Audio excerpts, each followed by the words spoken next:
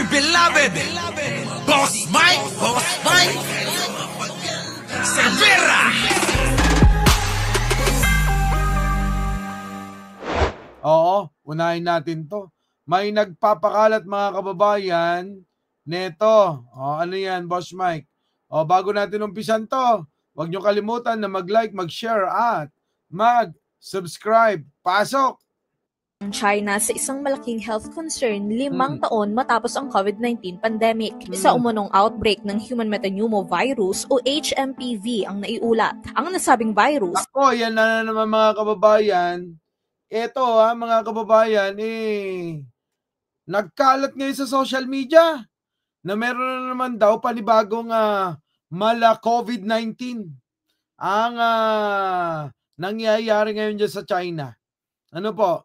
Alamin muna nating maigi kung yan ba totoo, yan ba fake news, yan ba gawa-gawa lang, o yan ba propaganda. Baka yan mga kababayan ay propaganda, para takutin ang sanlibutan muli. Dahil nga, alam nyo naman nangyari ng COVID-19, talagang lahat lockdown di ba? Pero ngayon mga kababayan, ay karaniwang nagdudulot ng flu-like symptoms, pero maaari rin itong magpakita ng mga sintomas na kahawig sa COVID-19. Sa ngayon, mahigpit itong binabantayan ng health officials sa China. Gumagawa na sila ng monitoring system para sa mga kaso ng pneumonia na hindi pa natutukoy ang sanhi, ayon sa ulat ng Reuters. Ito muna, baka naman kasi simpleng lang yan. Simpleng mga ubot-sipon kasi nga malamig na taglamig na sa China, taglamig na. Sa Japan, taglamig na. Sa Taiwan, taglamig na. Sa Korea, taglamig na. Mga kababayan. Dito sa Japan, taglamig na. Nagyayelo na nga So mga kababayan, normal lang na marami talagang sisipunin, uubuhin. Ako nga mga kababayan Wala kang ginagawa, lakad ka lang doon sa malamig na na klema diyan sa may sa Mount Fuji malapit, mga kababayan. Ayun mga kababayan tumutulo yung uhog mo ng hindi mo namamalayan Parang nung nag-break kayo ng jowa nyo, tumutulo yung luha nyo nang hindi nyo namamalayan. Mga kababayan, ganun yung uhog eto na, ano to? Pasok! Bakit? Sa isang opisyal ng National Disease Control and Prevention Administration, bagamat bumababa ang kabuuang kaso ng respiratory diseases kumpara noong nakaraang taon, inaasahang tataas ang bilang ngayong winter season. Dito sa Pilipinas, nagpaalala ang Department of Health o DOH na huwag agad-agad mabahala dahil wala pang kumpirmadong impormasyon mula sa China o sa kaso nga mga kababayan, nagkalat na yan. Oo, abay pinulot na ng international media yan. Di ba? Ano ba yon? Yung sa India, pinulot na yan. At marami pang iba. Kahit yung mga kapatid natin vlogger nag-alala, mga kababayan. Kayo, mga kababayan, meron pa ba kayong phobia nung COVID-19 Marami talaga. Mga nagkaroon ng ng phobia diyan sa COVID-19 na yan Ay biruin nyo ang daming naghirap diyan. At may mga yumaman ding ilan. Nung COVID, nung panahon ng COVID. Siyempre, kasama na dyan yung mga Duterte. Yumaman sila dyan sa COVID na yan. Di po ba? Tuloy. World Health Organization kaugnay sa umano'y outbreak. Hinimok ng DOH ang publiko na iwasan ang pagpapakalat ng mga hindi kumpirmadong balita mula sa social media. Ayan na nga mga kababayan Kaya nga sinasabi ko, pagkadating sa mga ganitong masiselan na balita mga kababayan, medyo pigil-pigil ba ng konti? Diba ba? Tapos ito pa mga kababayan, hindi yan tulad ni Sarah na alam na nating baliw na siya. Ayun, wag na kayo magpigil. Sige lang na sige. Di ba? Alam naman nating baliw na talaga siya ano pa pipigilin natin? Wala na. Biruin nyo ngayon mga kababayan meron pa siyang nalalamang kailangan daw magpaliwanag ni Pangulong Bongbong Marcos dahil sa pagkakatanggal nilang mag-ama saan mga kababayan sa National Security Council. Mga kababayan, nagreklamo pa yung luka-luka. Sino ba naman hindi tatanggal sa'yo? Sara? Ikaw ba naman ang maging banta mismo sa sarili mong bansa? Siyempre, tatanggalin ka talaga. Pero dito muna tayo. Ano lang nangyari dito sa balita na to? Outbreak. Kalat ng mga hindi kumpirmadong balita mula sa social media. Siniguro rin ng ahensya na gumagana ang disease surveillance systems ng bansa.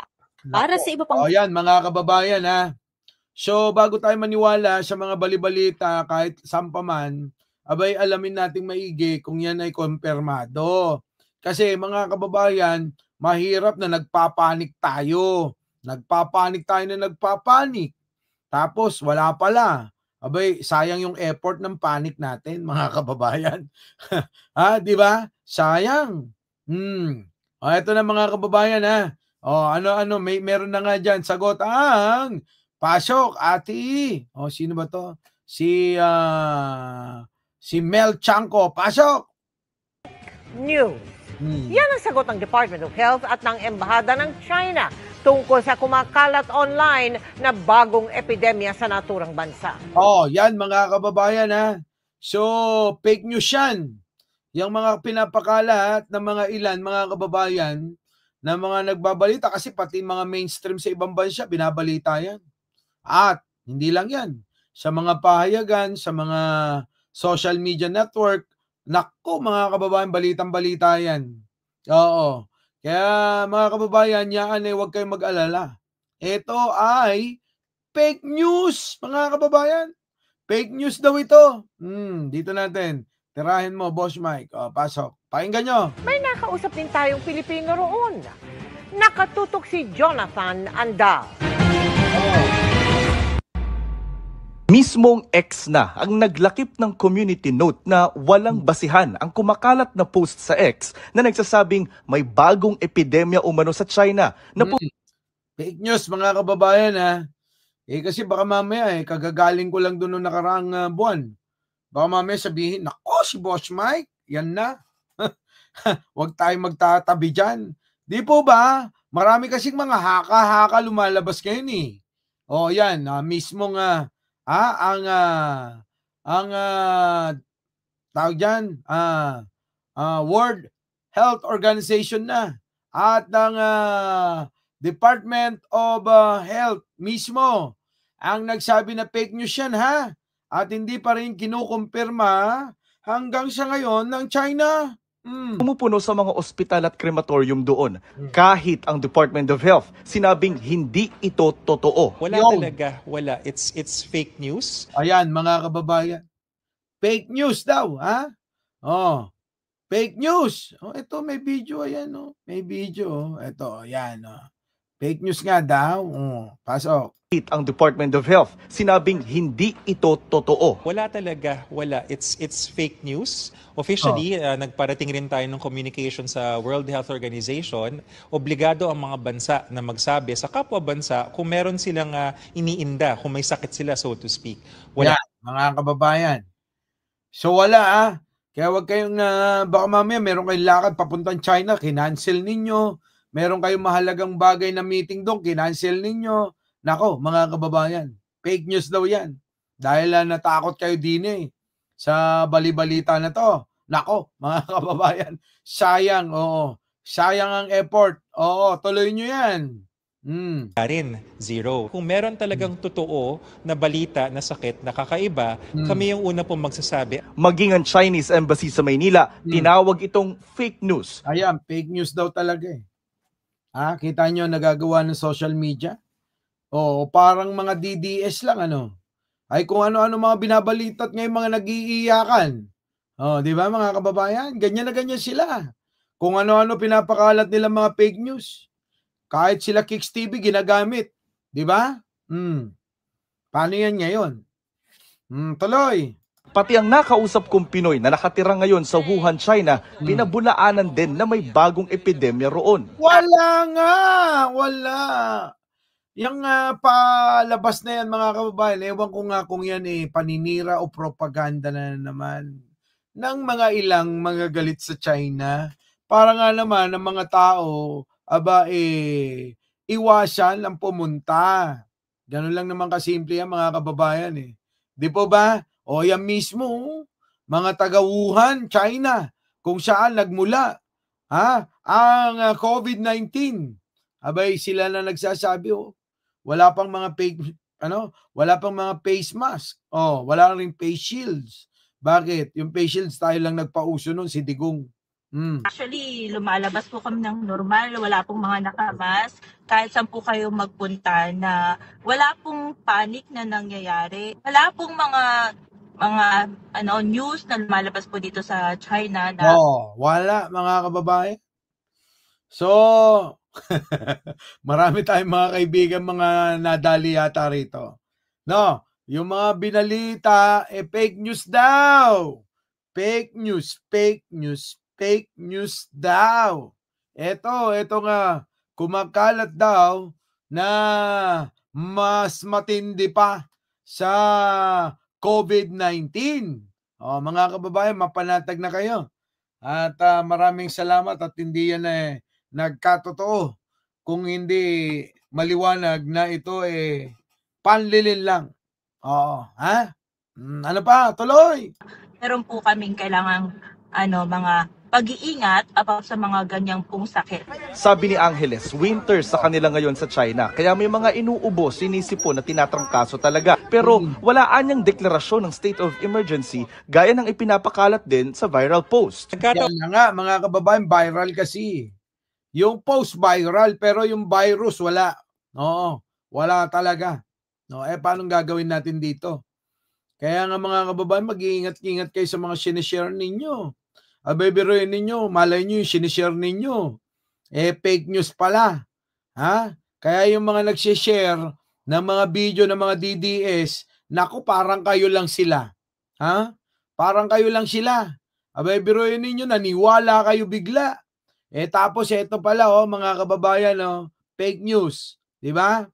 So, ganun din ang mga DDS. Walang ginawang yan, mga yan, kundi gumawa ng fake news na balita para linlangin kayo, mga kababayan. Sa bagay, namulat naman na kayo. Ano pa? Rin na ito yung panahon na natural talaga panahon ng taglamig. Pag ganito kasi talaga tumataas ang bilang ng mga respiratory illnesses. Yan na yung sinasabi ko. Mga kababayan, taglamig na kaya tataas talaga ang bilang ng mga sinisipon, ng mga inuubaw. Ayan, mga kababayan, ganyan. Di po ba? Ay, tignan ninyo. Malamang kakaramihan sa inyo. Kung nasa malamig kayong lugar, mga kababayan, hindi kasama dyan yung Sogo, at saka Victoria Court na malamig. Baka mamaya, sipin nyo, yun yung tinutukoy ko. Yung malalamig na lugar, bansa. Di ba? Kapag nandoon kayo, mga kababayan, hindi nyo maiiwasan talaga sipunin, ubuhin. Lalo't kayo, maninibago. Bigla kayong pupunta rin halimbawa, sa Japan, bigla-bigla. Diba, galing tayo sa Pilipinas, napakainit, napakaalikabok, napakausok. Pagdating nyo din nako! Ay grabe na, napakalamig mga kababayan. Diba? Kaya nga ngayon, ang ginagamit namin, heater Hindi hindi aircon, heater, mga kababayan. Kailangan magbagay itong kwarto para maibsan yung lamig Mga kababayan, ganun. Mag-ingat-ingat. Siyempre, kahit man sa ganun mga kababayan, ang ipapayo ko sa inyo, siyempre dapat ingatan yung kalusugan. Diba? Lumayo kayo sa matataong lugar. At kung kayo naman hindi makakaiwas, magdala kayo ng face mask. Diba? At siyempre, mahalaga dyan, kailangan uminom kayo ng inyong mga vitamins. Vitamin C. Di po ba? Ingatan ang sarili. Yung mga sa Tagalog malatrangkasong sakit, influenza-like illness, natural yan every year. Batay naman sa report ng Reuters, ang tumaas talaga sa China ay acute respiratory diseases. Kasi nga mga kababayan, nung nakaraan lang, pagpunta ko doon, mainit pa 3 hakbang mo'y pinagpapawisan ka na tapos biglang lumamig syempre, kahit sino naman, di ba? Maninibago ang tao Isipin nyo na lang ang Pilipinas, mga kababayan, kung bigla yan naging singlamig dito, syempre maraming magkakasakit na Pilipino, lalong-lalo na yung mga matatanda. Bakit? Hindi sanay Di po ba? Ang klima ngayon, mga kababayan, gawa ng climate change, bigla-bigla mga kababayan Bigla-biglang nagbabago kanina lang umuulan ng yelo Oo, umuulan ng nyebe. Kita nyo? Tapos habang nasasakyan kami, ko, grabe na. Di ba? Bandaron ng konti, mga kababayan Biglang umaaraw kita nyo? Parang ganyan din sa atin, mga kababayan sa Pilipinas. Nag-iiba-iba na rin ang klima. Tuloy. December 16 hanggang 22. Kabilang sa mga na-detect na dahilan sa mga huling kaso roon ay mga virus na karaniwan na sa Pilipinas at madaling labanan ng resistensya. Kita nyo, mga kababayan, baka sila pa nahawa sa atin. Biruin nyo yung sakit nila doon sa China Karaniwan lang sa atin sa Pilipinas, mga kababayan. Karaniwan lang? Sa atin hindi iniinda yan. Iinom lang ng ng kulay green na gamot at ng kulay blong gamot, di ba? Pagsasalit-salitin lang. Iinom na maraming tubig. Maglalagay ng royal doon sa may bubong. Pahamugan at ibababa. Sasabayan ng Skyflex. Magaling na Pilipino, no? Ganun lang ang mga Pilipino tapos, magaling na agad, di ba? Biruin ninyo, dito pala, diyan pa pala sa Pilipinas galing ang virus. Hindi, ulitin ko lang, sorry. Yung virus na nararanasan sa China, mga kababayan, ay ordinaryo lang sa atin. Saan? Sa Pilipinas. Gets nyo na. Baka nga, yung mga inchik pa na mga kaibigan ni Digong na nandiyan dyan sa Pilipinas, ang nagdala ron Diba? Tapos hindi sila sanay. Saan? Doon sa ganong klaseng sakit, ganong klaseng trangkaso, ganong klaseng ubo, sipon, nako. Sa atin, ordinaryo lang yun. Diba? Eto na. Pasok. Di sila mga bagong sakit. Hindi yan bago, 2001 pa yung virus na yan. At tulad ng maraming mga respiratory viruses, wala siyang bakuna, totoo yun. Wala rin siyang gamot, totoo rin yun. Pero mild siya. In other words, kayang-kaya siyang labanan ng isang tao na malakas ang resistensya. Nakita nyo? Tayo, mga kababayan hindi naman tayo nagpapabaksin sa mga ganyang mga sakit. Di ba? Bakit? Hindi tayo hindi lumalala. Kasi, mga kababayan, immune na yung mga Pilipino sa ganyang mga sakit. Pag na-immune ka na, mga kababayan, wala nang kwenta yung mga yan. Makikita mo, nasa mall pa yung mga yan. Inuubo, sinisipon. At tulad ng nabanggit na sakit, mga kababayan, ang mga Pilipino, nasa mga tumpukan, nagpa-party, nagmo-mall, nagsha-shopping. Mga kababayan, iba talaga. Bakit? Wala na nga yan. Ordinaryong sakit na lang sa Pilipinas yan. Sabi ng DOH, posibleng may PTSD o Post-Traumatic Stress Disorder sa COVID-19 ang ilan sa atin. Kaya ganun na lang ang takot at pagkabaha. Marami na, kasi nga, marami pa rin sa atin, mga kababayan, meron pang phobia Di po ba? Nagka-phobia pa yung karamihan sa atin. Nung panahon ng pandemic, alam nyo bang maraming mga dyan? Mga talagang todong takot, pangamba. At yung iba mga kababayan, nalugi mga negosyo, nagpatiwakal. Maraming ganyan. So, yung iba dyan, mga kababayan, syempre, marinig na naman nila yung ganyan. Ninervyos na naman sila. Di po ba? Shoutout sa inyo lahat sa mga hindi pa nagla-like. Mag-like na muna kayo. Tuloy. nang mabasa ang viral na post. Magkaroon lang tayo ng parang konting paalala or anyo na parang ito na naman ba? Mangyayari na naman ba? Yung anxiety natin tumataas. Ayan na nga. Diba? Madidepress kayo, magkakaroon kayo ng anxiety, mangangamba kayo. Dahil sa mga fake news na mga balita, ng mga ng mga walang magawa. Lalong-lalo na yung mga DDS. Alam niyo naman, mga DDS, di ba? Ang lakad ng mga yan, puro fake news talaga eh. So mga kababayan, liliwanagin ko lang. Fake news yung kumakalat ng mga balibalita na meron na naman daw mas matindi pa sa COVID-19 na ang pinagmulan ay China na naman. Fake news po yan, Our beloved Boss Mike Cervera.